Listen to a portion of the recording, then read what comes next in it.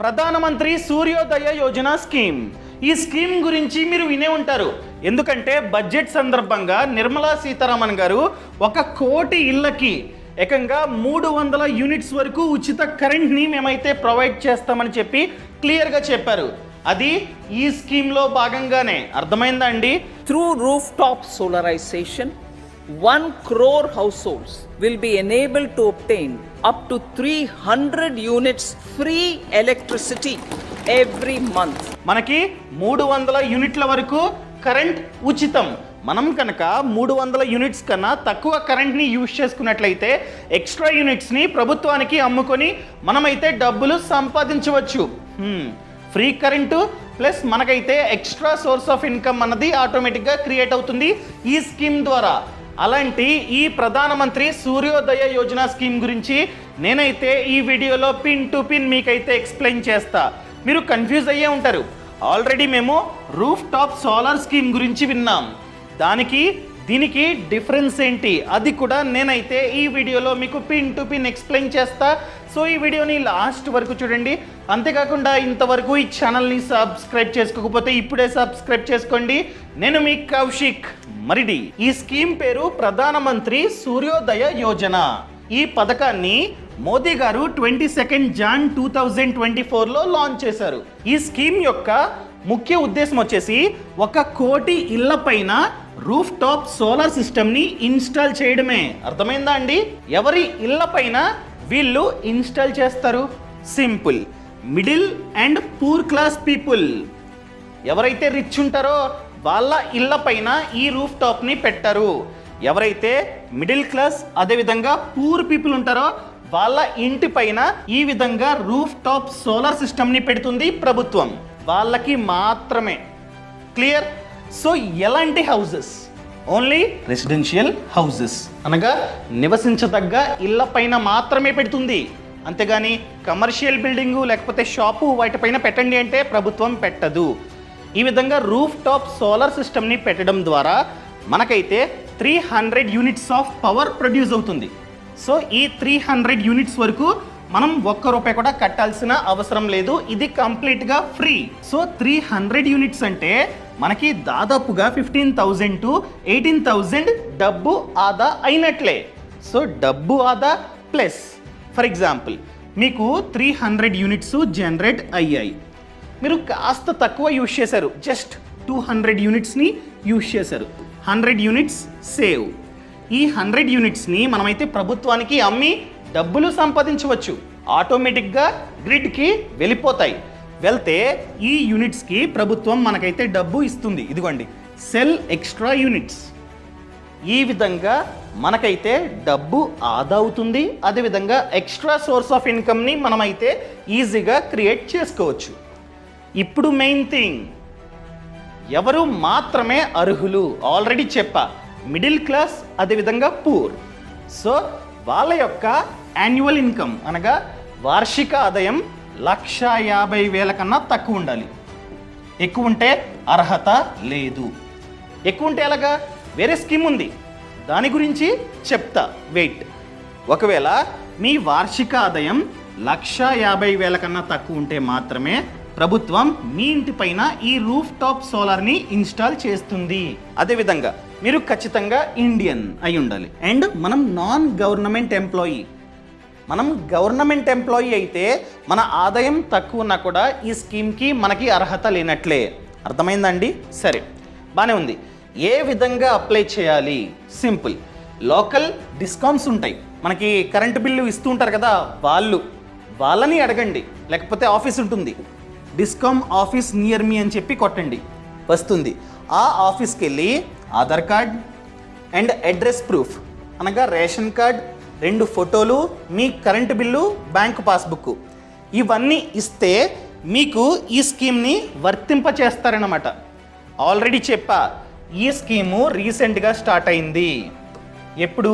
22 John 2024. So ఇంకా implement కాలేదు. ఫ్యూచర్లో చాలా త్వరలో అవుతుంది. అర్థమైందండి? సో ఇంకా అయితే ఇంప్లిమెంట్ కాలేదు, కానీ ఇదే ప్రాసెస్.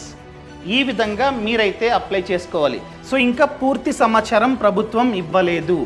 ఇస్తే ఖచ్చితంగా నేనైతే వీడియోని చేస్తా. సో ప్రభుత్వం చెప్పకుండా నేను చెప్పకూడదు. ప్రభుత్వం ఎంతవరకు అయితే చెప్పిందో అది మీకు చెప్పా. సో ఈ విధంగా ఇదైతే వర్క్ అవుతూ ఉంటుంది. మీరు అడగొచ్చు, మీ వార్షిక ఆదాయం 1,50,000 కన్నా ఎక్కువ ఉంటే ఎలా?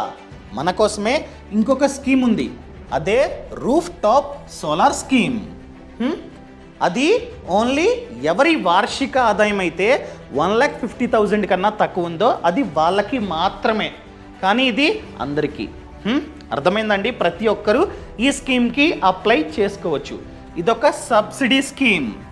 మనం కనుక మన ఇంటి పైన రూఫ్ టాప్ సోలార్ సిస్టమ్ని పెట్టుకుంటున్నట్లయితే ఎంతైతే ఖర్చు అయిందో దానిలో అప్ టు 40% వరకు సబ్సిడీ ఇస్తుంది ఈ స్కీమ్.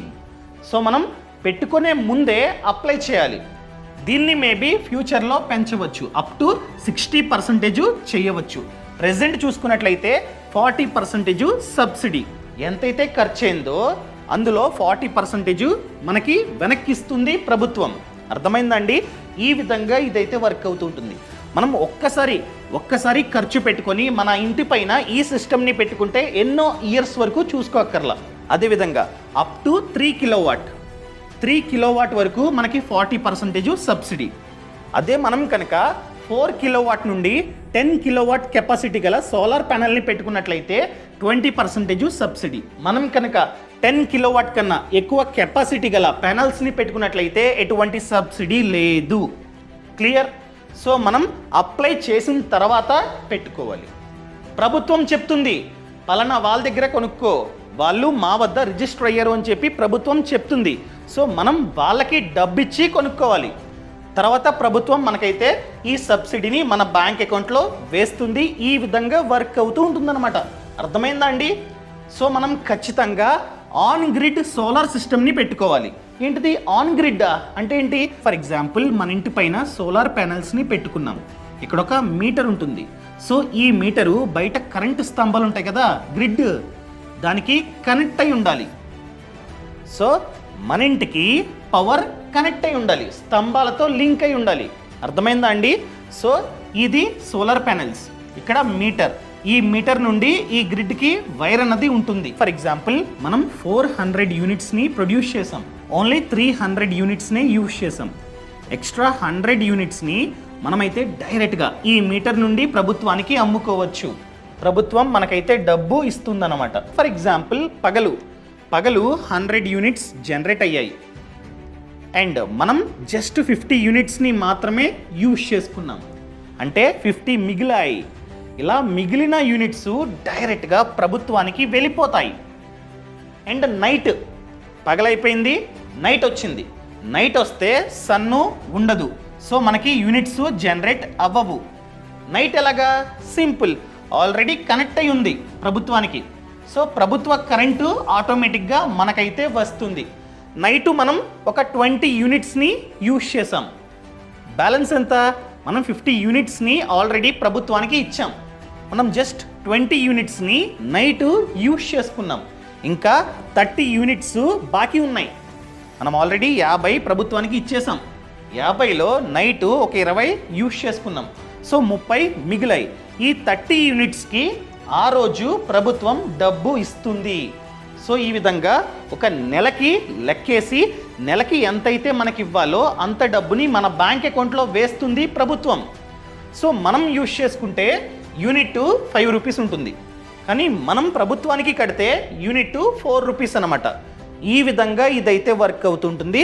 మనకి డబ్బు అన్నది వస్తూనే ఉంటుంది. ఇంకా సబ్సిడీ ఆల్రెడీ చెప్పా, ఇది సబ్సిడీ స్కీమ్ అని చెప్పి. ఎంతవరకు మనకి సబ్సిడీ వస్తుంది? ఇదిగోండి, 1 కిలోవాట్ ప్యానెల్ని పెట్టుకున్నట్లయితే ప్రభుత్వం మనకి 18,000 సబ్సిడీ ఇస్తుంది. అర్థమైందా అండి? 1 కిలోవాట్ అంటే ప్యానెల్స్ ఉంటాయి, వాటి యొక్క కెపాసిటీ. మనం కనుక 1 కిలోవాట్ కెపాసిటీ గల ప్యానెల్స్ని పెట్టుకున్నట్లయితే ప్రభుత్వం మనకి 18,000 సబ్సిడీ ఇస్తుంది. అదేవిధంగా 3 కిలోవాట్ ప్యానెల్ని పెట్టుకున్నట్లయితే కిలోవాట్కి 18, సో 18 into 3 ఎంత? 54,000. 54,000 వరకు మనకైతే సబ్సిడీ ఇస్తుంది. ఆల్రెడీ చెప్పా, 3 కిలోవాట్స్ వరకు మనకి 40% సబ్సిడీ. 4 to 10 వరకు మనకి 20% అని చెప్పా. సో తర్వాత తగ్గుతుంది. మీరు కెపాసిటీ ఎక్కువ పెట్టుకుంటున్నట్లయితే సబ్సిడీ తగ్గుతుంది. ఇక్కడ అబౌవ్ 3 కిలోవాట్కి చూసుకున్నట్లయితే ఒక్కో కిలోవాట్కి 90,000 మాత్రమే ఇస్తుంది ప్రభుత్వం. 3 కిలోవాట్ వరకు ఒక కిలోవాట్కి 18,000 సబ్సిడీ.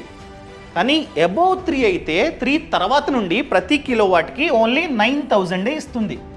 ఒకవేళ మీరు కనుక 5 కిలోవాట్ ప్యానల్ని పెట్టుకుంటున్నట్లయితే 3 కిలోవాట్ వరకు ఒక్కో కిలోవాట్కి 18,000 ఇంటూ 3 54,000. ఇదిగోండి 54,000. అదనంగా 2 కిలోవాట్లు. సో 3 దాటితే ఒక్కో కిలోవాట్కి 9,000 అని చెప్పా. So 9,000 into 2 18,000. టోటల్గా 54,000 ప్లస్ 18,000 72,000. ఇంత సబ్సిడీ ప్రభుత్వం మనకైతే ఇస్తుంది. అర్థమైందా అండి? సో బెటర్ 3 కిలోవాట్ కన్నా తక్కువ పెట్టుకుంటే ఒక్కో కిలోవాట్కి 18,000 సబ్సిడీ వస్తుంది. అదే మనం కనుక ఎక్కువ కెపాసిటీ గల ప్యానల్స్ని పెట్టుకుంటున్నట్లయితే 3 తర్వాత ఒక్కో కిలోవాట్కి 9,000 మాత్రమే సబ్సిడీ ఇస్తుంది ప్రభుత్వం. ఈ విధంగా ఇదైతే వర్క్ అవుతూ ఉంటుందన్నమాట. క్లియర్? అదేవిధంగా మెయిన్ థింగ్ వెండర్ కాస్ట్ చెప్పా.